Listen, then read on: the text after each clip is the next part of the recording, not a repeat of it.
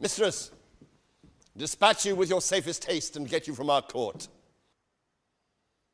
Me, uncle? You, cousin.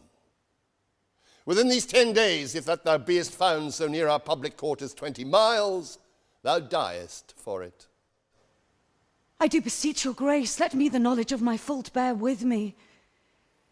If with myself I hold intelligence or have acquaintance with mine own desires, if that I do not dream or be not frantic, as I do trust I am not, then, dear uncle, whenever so much as in a thought unborn did I offend your highness. Thus do all traitors.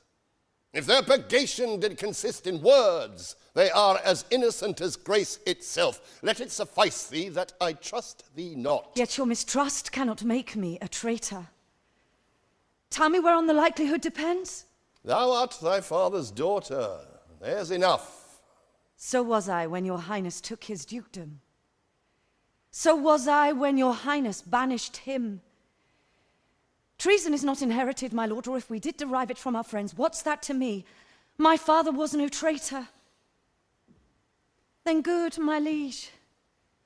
Mistake me not so much to think my poverty is treacherous. Dear sovereign, hear me speak. Aye, Celia. We stayed here for your sake. Else had she with her father ranged along. I did not then entreat to have her stay. It was your pleasure and your own remorse. I was too young that time to value her. But now I know her. If she be a traitor, why, so am I. We still have slept together, rose at an instant, learned, played, ate together, and wheresoe'er we went, like Juno's swans, still we went coupled and inseparable. She is too subtle for thee. And her smoothness, her very silence and her patience speak to the people, and they pity her. Thou art a fool. She robs thee of thy name, and thou wilt show more bright and seem more virtuous when she is gone. Then open not thy lips. Firm and irrevocable is my doom which I have passed upon her. She is banished. Pronounce that sentence then on me, my liege. I cannot live out of her company. You're a fool. Eunice, provide yourself. If you outstay the time, upon mine honor, and in the greatness of my word, you die.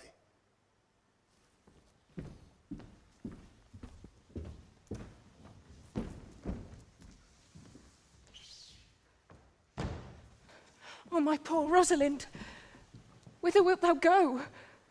Wilt thou change fathers? I will give thee mine. I charge thee, be not thou more grieved than I am. I have more cause. Thou hast not, cousin. Prithee, be cheerful. Knowest thou not the Duke hath banished me, his daughter? That he hath not. No, hath not. Rosalind lacks then the love which teacheth thee that thou and I am one. Shall we be sundered? Shall we part, sweet girl? No. Let my father seek another heir. Therefore devise with me how we may fly, whither to go and what to bear with us. And do not seek to take your change upon you to bear your griefs yourself and leave me out. For by this heaven, now at our sorrow's pale, say what thou canst, I'll go along with thee. Why, whither shall we go? To seek my uncle in the forest of Arden. Alas, what danger would it be to us, mate, as we are to travel forth so far? Beauty provoke a thief sooner than gold. I'll put myself in poor and mean attire, and with a kind of umber smirch my face, the like do you. So shall we pass along and never stir assailants. Were it not better, because I am more than common tool, that I did suit me all points like a man, a gallant curtle-axe upon my thigh, a boar-spear in my hand and in my heart. Lie there what hidden women's fear their will. We'll have a swashing and a martial outside, as many other mannish cowards have that do outface it with their semblances. What shall I call thee when thou art a man? I'll have no worse name than Jove's own page. Therefore, look you call me Ganymede. But what will you be called? Something that hath a reference to my state. No longer Celia, but Aliena. But, cousin, what if we essay to steal that Roynish clown out of your father's court? Would he not be a comfort to our travel? He'll go along the wide world with me. Leave me alone to woo him. Now let's away, and get our jewels and our wealth together. Devise the fittest time and safest way to hide us from pursuit that will be made after my flight. Now go we in content, to liberty and not to banishment.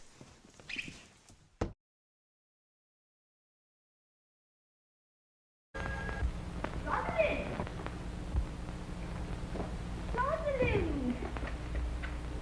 Why, cousin!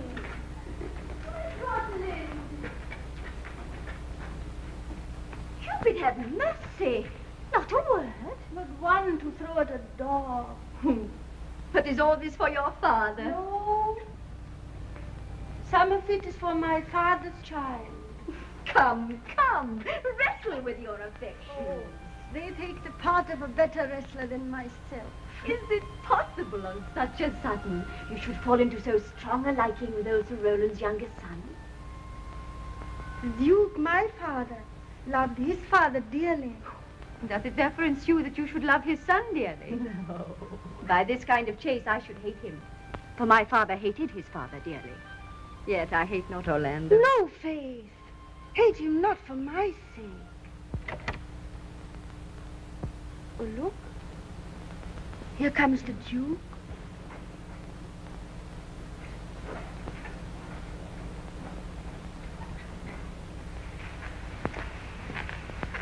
Mistress, dispatch you with your safest haste and get you from our court. Me, uncle. You, cousin, within these 10 days, if that thou beest found so near our public court as 20 miles, thou diest for it. I do beseech your grace. Let me the knowledge of my fault bear with me. Never so much as in a thought unborn did I offend your highness. Thus do all traitors. Thou art thy father's daughter, there's enough. So was I, when your highness took his dukedom. So was I when your highness banished him. Treason is not inherited, my lord. Or if we did derive it from our friends, what's that to me? My father was no traitor. Then good my liege, mistake me not so much to think my poverty is treacherous. Dear sovereign, hear me speak. Why, Celia, we stayed her for your sake, else had she with her father ranged along. If she be a traitor, why, so am I. We still have slept together, rose at an instant, learned, played, ate together. Still we went coupling and inseparable. Thou art a fool. She vouchsafed thy name, and thou wilt show no bright and seem more virtuous when she is gone. No, my liege. Open not thy lips. Firm and irrevocable is my doom. She is banished. Pronounce that sentence then on me, my liege. I cannot live out of her company. You are a fool. You, niece, provide yourself. If you outstay the time, upon mine honor, and in the greatness of my word, you die.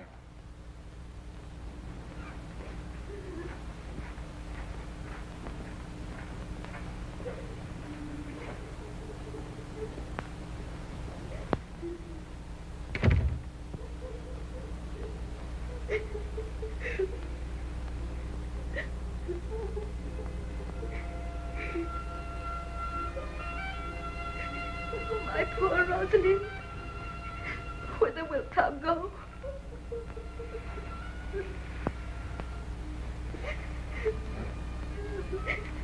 Wilt thou change fathers? I will give thee mine. I charge thee, be not thou more grieved than I am. I have more cause. Thou hast not, cousin. Prithee be cheerful. Knowest thou not the Duke hath banished me, his daughter? That he has not. No, hath not. Rosalind lacks then the love which teacheth thee that thou and I am one. Shall we be sundered? Shall we part? Sweet girl, no. Let my father seek another heir. For by this heaven, now at our sorrows pale, say what thou canst, I'll go along with thee.